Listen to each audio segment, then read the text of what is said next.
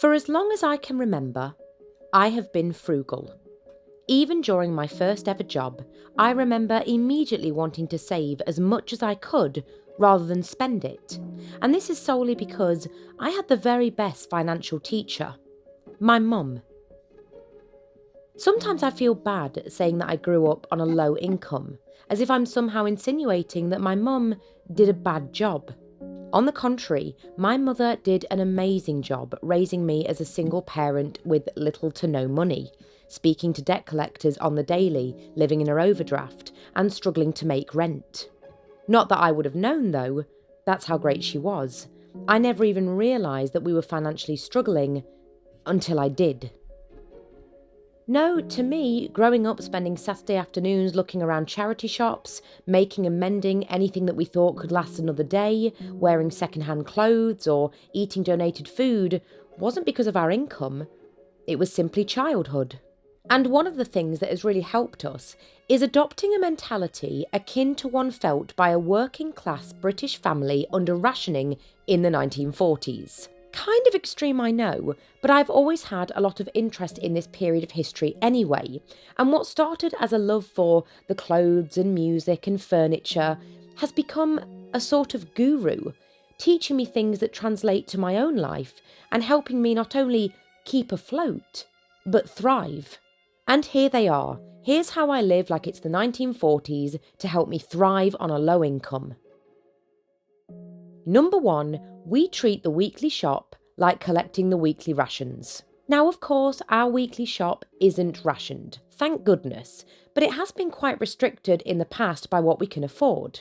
Therefore, we only ever buy the amount that we need for that week. We don't stock up, and we allow the necessities to almost completely deplete before we head out and buy any more.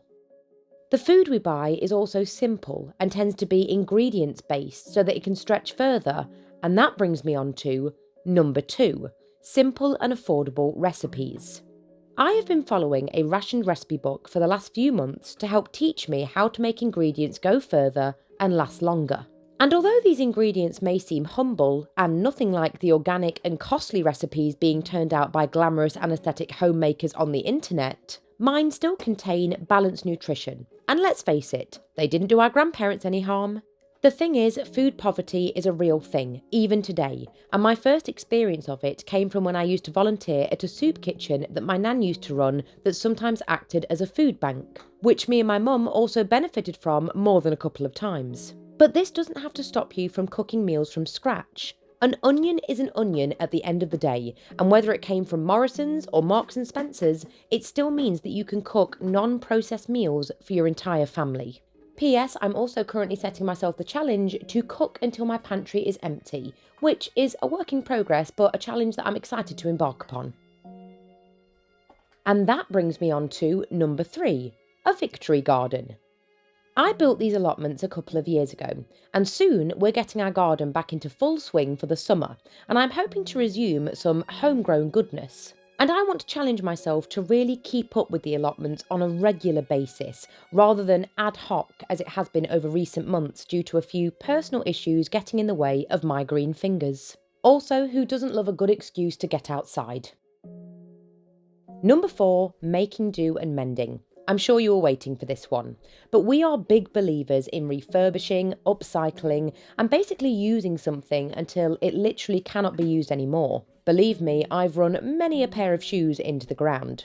It's why pretty much all of our furniture, appliances, and clothing are second-hand, and why we repair clothing where we can instead of replacing it immediately or chucking it away. Don't get me wrong, we do replace when we need to, even if it's simply because we've outgrown something or have no use for it anymore. And that's where number 5 comes in, a capsule wardrobe. This is a great little penny saver because I have a really good handle on all of the items that I own because the selection is so comparably small to standard wardrobes today. And it contains thoughtfully curated pieces that can be mixed and matched for different outfits, often lasting lifetimes, which in turn saves me a lot of money rather than buying lots and lots of new clothes. And if I do still find something that needs a new home, then I donate it to my local charity shop, and then do my best not to end up buying it back a few weeks later.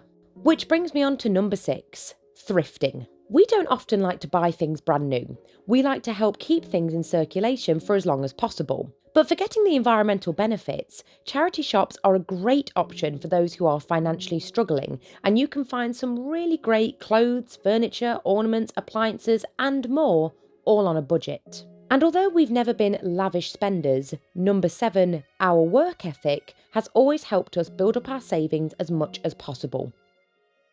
We're very lucky to be able-bodied enough to work full-time, and in the advantageous position of having no children, my earnings have been able to be saved up for a rainy day. I know our jobs can be a real pain sometimes, but being able to work is actually a privilege. Splashing out for us is rare. We much prefer number 8, low-cost entertainment. Simple and enjoyable activities that cost little to no money. A walk in the park with a picnic, staying in for movie night, a cup of tea at the local cafe, a board game at home, all offer as much joy as a fancy dinner or a night on the town, if not more. And when I return home from all that frivolity, I like to shoot for number 9, affordable products to cleanse my body and face, ready for a good night's sleep. Because who needs fandangled collagen serums when you've got good old Pond's and some Vaseline? And number 10, living within our means. Our little house is just that, little, but it's still filled with our personalities and is very much our sanctuary.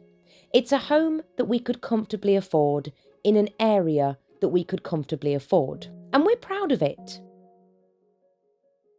We don't need affluence. What matters to us is being able to live happily without any further financial stresses than the ones life already gives.